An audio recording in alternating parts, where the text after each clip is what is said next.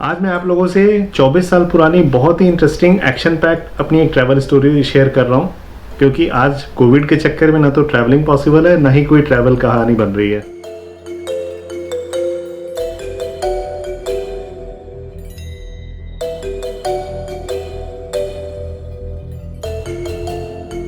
चौबीस साल अपने आप में ही काफ़ी लंबा समय है, लेकिन जिस तरह से टेक्नोलॉजिकल इनोवेशंस हुए हैं उसकी वजह से 24 साल युगों पुराना लगता है। ये बात है 1996 की, जब मैं था ग्रेजुएशन के फर्स्ट ईयर में और मेरे छोटे भाई साहब थे क्लास 8th में। हमारे फादर यूपी हेल्थ सर्विसेज के साथ जुड़े हुए थे सर्जन के तौर पर, और पोस्टेड थे जौनपुर नाम के एक शहर में जो कि बनारस के बहुत करीब है। एक दिन उन्होंने हम लोगों को बताया कि जनवरी में नेपाल में डॉक्टर्स की कॉन्फ्रेंस होने वाली है और हम लोग भी साथ जाने वाले हैं घूमने के लिए, और वो भी हवाई जहाज़ से। कसम से हम बिल्कुल वैसे ही खुश हो गए थे जैसे कोई कुत्ता खुश होता है हड्डी को देख के। एक्साइटमेंट का तो कोई ठिकाना ही नहीं था। वो हमारी पहली विदेश यात्रा होने वाली थी। भले ही पासपोर्ट नहीं लगता, लोग वैसे ही होते, लोगों का खाना वैसे ही होता, लोगों का नाम वैसा ही होता, पर था तो वो विदेशी। उस दिन तक बड़े शहरों के नाम पे हम लोगों ने देखा था सिर्फ लखनऊ और दिल्ली। उस समय कंप्यूटर एक जनरल नॉलेज का क्वेश्चन था और इंटरनेट एक साइंस फिक्शन का सब्जेक्ट, तो हमारा उनसे कोई खास पाला नहीं पड़ा था।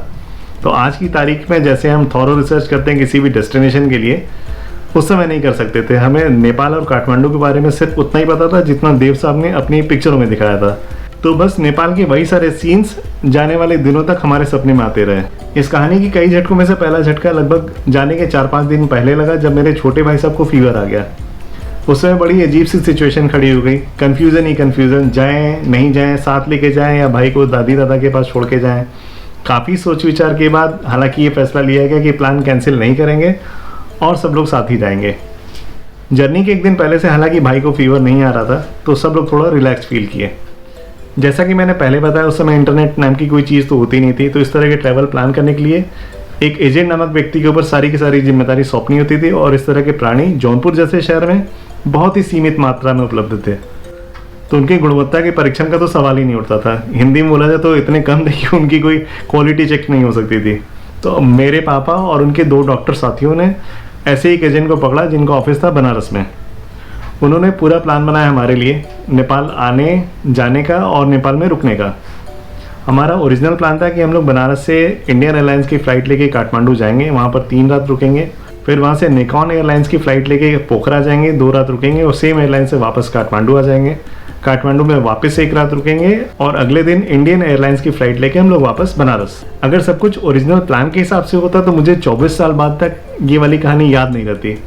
आमतौर पर लोगों की याददाश्त अच्छी मेमोरी से ज़्यादा बुरी मेमोरीज के मामले में तेज होती है। ओरिजिनल प्लान में बहुत सारे डेविएशंस आए और सब कुछ गड़बड़ होना शुरू हो गया था हमारे एयरपोर्ट पहुँचने के साथ ही। जब हम बनारस एयरपोर्ट पर पहुँचे तो एयरपोर्ट पे बहुत भीड़ जुटी हुई थी। कुछ समझ नहीं आ रहा था कि आखिर चल क्या रहा है। थोड़ी देर बाद हमारे एजेंट महोदय उस भीड़ में से भगवान की तरह प्रकट हुए और बोले कि सर, पिछली दिन का जो काठमांडू का फ़्लाइट था वो कैंसिल हो गया था, इस वजह से जो पैसेंजर्स पिछली फ़्लाइट के थे वो भी आज आ गए हैं, तो आप लोगों की सीट कन्फर्म नहीं हो पा रही है। फिर भी आप चिंता मत कीजिए, मैं कुछ ना कुछ करता हूँ। 15-20 मिनट के बाद भाई साहब फिर से आए और उन्होंने बोला, सर 2 ही सीट कन्फर्म हो पाई हैं, आप लोग आपस में डिसाइड कर लीजिए कि क्या करना है। तो डिसीजन बहुत ऑब्वियस था, क्योंकि हमारी 3 फैमिली में से सिर्फ एक ही फैमिली ऐसी थी जिसमें एक कपल डॉक्टर थे और उनका एक छोटा बच्चा था, इन्फेंट। तो वही ऑब्वियस चॉइस थे इन 2 सीट्स पे जाने के लिए। उस दिन से पहले मुझे पता नहीं था कि कोई भी खबर सुन के मुँह कैसे लटक जाता है। उस दिन मैंने अनुभव किया। वैसे तो सबके ही मुँह लटके थे, पर मेरा और मेरे भाई का दिल तो देवदास की तरह टूट गया था। हमारे मुरझाए चेहरे को देख के हमारे एजेंट के अंदर गदर के तारा सिंह जाग उठे और बोले, एक फ़्लाइट में सीट नहीं मिली तो क्या आप लोग नेपाल नहीं जाएंगे? मैं आपको नेपाल भेज के रहूँगा। तो हम लोगों ने पूछा, भाई साहब कैसे भेजेंगे? तो एजेंट महोदय बोले, टैक्सी से सर। खैर, उन्होंने बोल तो दिया टैक्सी से भेजेंगे, पर आप लोगों की जानकारी के लिए बता दूं, बनारस से काठमांडू की दूरी कुछ 500 किलोमीटर की है और टाइम लगते हैं लगभग 16-17 घंटे। हम लोग सोच में पड़ गए और मम्मी भी बिल्कुल कन्विंस नहीं थी इतनी लंबी रोड जर्नी के लिए, पर कैसे कैसे करके हम लोगों ने एजेंट भाई साहब के साथ मिलके मम्मी को कन्विंस कर लिया, क्योंकि जाने वाली फ़्लाइट के अलावा उन्होंने सारी फ़्लाइट्स में सीट्स और होटल्स ऑलरेडी कंफर्म कर रखी थी। उस समय मोबाइल फ़ोन्स तो होते नहीं थे, इसलिए टैक्सी कंफर्म करने के लिए भी एजेंट महोदय को बार बार पीसीओ जाके कॉल करने पड़ते थे। ये था तब और ये है अब, जब सबके हाथ में मोबाइल है और बहुत आसानी से चीज़ें कोऑर्डिनेट हो जाती हैं। हम लोग टैक्सी के रूप में अम्बेसडर कार की कामना कर रहे थे, क्योंकि वही सबसे मजबूत और स्टडी कार मानी जाती थी उस जमाने में। बाकी जो कार्स टैक्सी में मिलती थी वो थी मारुति की ओमनी और प्रीमियर पद्मिनी। बहरहाल जब 2 टैक्सी आई, उनमें से एक ओमनी निकली और दूसरी अम्बेसडर। दूसरी डॉक्टर फैमिली ने सहर्ष उस ओमनी को स्वीकार कर लिया, तो हमारी तो खुशी का ठिकाना ही नहीं रहा। ऐसा लगा जैसे मन मांगी मुराद पूरी हो गई। पर ये वाली अम्बेसडर वैसी नहीं निकली जैसा हमने सोचा था। कैसे निकली वो मैं आगे बताता हूँ। खैर शाम काफ़ी हो चुकी थी, हम लोगों ने सामान लोड किया फटाफट से टैक्सी में और निकल पड़े काठमांडू के लिए।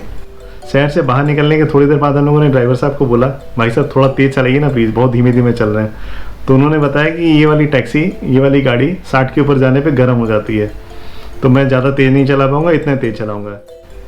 धीमी रफ्तार की वजह से गोरखपुर पहुँचते पहुँचते ही रात के 1 बज गए, और ये भी रियलाइज़ हो गया था रास्ते में कि इस वाली टैक्सी में रात में सफ़र करना बहुत ज़्यादा सेंसिबल नहीं है। तो हम लोगों ने डिसाइड किया कि हम लोग हाईवे पे ही होटल लेंगे और नाइट स्टे वहीं पर करेंगे। अगली सुबह जल्दी से ब्रेकफास्ट करके काठमांडू तक की 365 किलोमीटर की सफ़र को कवर करने के लिए हम लोग निकल चुके थे अपनी प्यारी अम्बेसडर टैक्सी में। सब कुछ धीमे धीमे पर ठीक ठाक चल रहा था जब तक पहाड़ की चढ़ाई नहीं आई। पहाड़ पर थोड़ी देर चढ़ने के बाद ही अम्बेसडर ने धुएं छोड़ दिए और खड़ी हो गई पहाड़ में जंगलों के बीचों बीच। ड्राइवर साहब ने बहुत देर तक रेडिएटर में पानी डाल के चलाने की बहुत कोशिश की, पर कार थी कि स्टार्ट होने का नाम ही नहीं ले रही थी। जिस जगह पर कार खराब हुई वो जगह नेपाल के एक शहर नारायणगढ़ से कुछ 40-45 किलोमीटर की दूरी पर था, और नारायणगढ़ से काठमांडू के लिए बसें चलती थी, ये बात समाऊ हमें पता थी। अब अगला टारगेट था हमारे लिए नारायणगढ़ पहुंचना। देख रहे हैं ना कि एक सिंपल सा ट्रिप कितना इंटरेस्टिंग हो सकता है। खैर एक आधे घंटे के इंतजार के बाद एक लोकल टाइप की बस वहाँ से गुजर रही थी, जिसने खराब गाड़ी को देखा और अपनी बस को रोका। जब हमने कंडक्टर से बात की तो पता चला कि वो वाली बस नारायणगढ़ ही जा रही थी। तो फिर हम लोगों ने अपना सामान फटाफट से टैक्सी से निकाला, बस में डाला और निकल पड़े नारायणगढ़ की तरफ। और लगभग 1.5 घंटे लगे होंगे, हम लोग पहुँच गए थे नारायणगढ़। वहाँ पहुँचने के बाद जब बस स्टैंड पे पता लगाया तो पता चला जो काठमांडू की डिलक्स बसेज हैं, ना बिल्कुल वॉल्वो की तरह नहीं होती थी डिलक्स बसेज। सिर्फ जो वो वाली पिछली वाली बस थी नारायणगढ़ जाने वाली, उससे थोड़ी सी बेटर थी, कुशन थोड़ा सा बेटर होता था। वो सारी बसेज काठमांडू के लिए रात को 10 बजे के बाद चलती थी। तो हमारे पास 6-7 घंटे थे, क्योंकि हम लोग 3 बजे के आसपास नारायणगढ़ पहुँच गए थे। तो हमने बस स्टैंड पर एक छोटा सा होटल का एक कमरा किराए पर लिया और 6-7 घंटे कैसे कैसे करके हमने वहाँ पर पार किए। ये सारी घटनाएं अगर आज की तारीख में हो रही थी तो ये सारी की सारी जितनी भी चीज़ें हुई हम लोगों ने WhatsApp storage, Insta storage, Facebook post के जरिए पूरी दुनिया को बता दिया होता। पर उस समय परिवार वालों को अपनी खैरियत पहुंचाने के लिए भी पीसीओ जाना पड़ता था और ढेर सारे पैसे आईएसडी कॉल्स पे खर्च करने होते थे। उस समय तो एटीएम्स भी नहीं थे, इसलिए काफ़ी सारा कैश और कैश के साथ काफ़ी सारा खतरा मोल लेके ट्रैवल करना पड़ता था। बहरहाल रात के 10 बज गए थे और बस नारायणगढ़ से काठमांडू के लिए निकल पड़ी थी। ये दूरी थी कुछ 150 किलोमीटर की और टाइम लगने थे 6-7 घंटों का। जनवरी की ठंडी पहाड़ों में कुल्फी जमाने वाली थी। हमारी तैयारी भी फ्लाइट वाली थी और ट्रेन बस वाली बिल्कुल भी नहीं। उस रात बस की जर्नी में काफ़ी मज़ा लिया हम लोगों ने ठंडी का। पापा भी काफ़ी थक गए थे, इसकी वजह से उनकी आंख लग गई थी और पापा ज़्यादातर 40+ मेल्स की तरह ही नाक बजा रहे थे। काठमांडू एंट्री पॉइंट पे पहुंचने के बाद हमारी बस रुक गई, क्योंकि वहाँ एंट्री 4 बजे सुबह के बाद खुलती थी। चल रही बस में तो किसी को पता नहीं चला, लेकिन जब बस का इंजन बंद हुआ तो पापा के चालू इंजन की आवाज़ सबने सुनी। ट्रोलिंग वर्ड सोशल मीडिया आने के बाद हमें आज पता चला, पर ट्रोलिंग का असली मतलब नेपालियों ने हमें उसी दिन सिखा दिया था। पापा के नाक पे ऐसे ऐसे कमेंट मारे कि मत पूछिए। 15-20 मिनट में गेट्स खुल गए थे। हमारी बस ने 5 बजे के आसपास हमें बस स्टैंड पे उतार दिया। तो इस तरह से हम लोग 36 घंटे में काठमांडू पहुंच गए थे। फ्लाइट से गए थे तो सिर्फ 45 मिनट में पहुंच गए होते, पर इतना मज़ा थोड़ी ना आता है ना। बस से उतरने के बाद हमें एहसास हुआ कि अंदर तो बिल्कुल भी ठंड नहीं थी। दांत ऐसे कटकटाना शुरू हुए कि होटल के ब्लैंकेट में 2-3 घंटे गुजारने के बाद ही बंद हुए।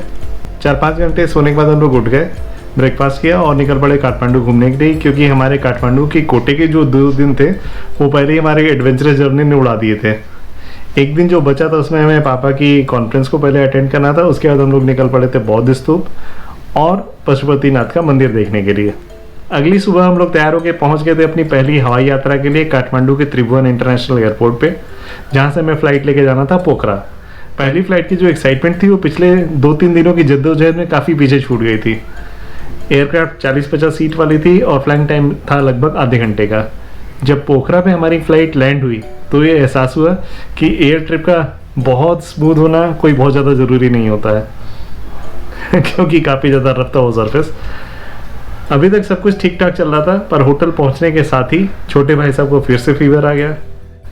दवा खा के जब थोड़ा सा आराम हुआ भाई साहब को, तो हम लोग घूमने निकल पड़े थे आसपास के टूरिस्ट स्पॉट, जैसे कि फेवा लेक, जो कि काफ़ी फेमस है पोखरा में।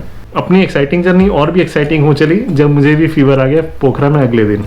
संतोष की बात सिर्फ ये थी कि ये ट्रिप सिर्फ 2 दिनों का और बचा था। उस दिन मैंने भी दवा खाई, थोड़ा सा आराम हुआ, तो फिर से लोकल साइट सीइंग के लिए निकल पड़े। और अगले दिन सुबह सुबह फ्लाइट लेके काठमांडू पहुंच गए, जहाँ पर थोड़ी बहुत शॉपिंग की। शाम को ज़िंदगी में पहली बार कैसीनो देखा और अगली सुबह फ्लाइट पकड़कर बनारस वापस आने के कुछ दिनों बाद तक, जब मेरे भाई का और मेरा फीवर ने पीछा नहीं छोड़ा, तो हमारा ब्लड टेस्ट हुआ और रिपोर्ट में निकला मलेरिया, टाइफॉइड एंड जॉन्डिस। इस ट्रिप को मैं जब पीछे मुड़ के देखता हूँ तो एहसास होता है कि कुछ भी हो जाए पर घूमूंगा वाला जज्बा शुरू से ही था हमारे अंदर। अगर इस वीडियो को आप लोग अभी तक देख रहे हैं तो कुछ ना कुछ अच्छा ज़रूर लगा होगा, तो एक लाइक करना और शेयर करना मत भूलिएगा। आप लोगों के पास भी कोई इंटरेस्टिंग कहानी हो इस तरह की अपने ट्रैवल रिलेटेड, तो नीचे कमेंट्स में बताइएगा।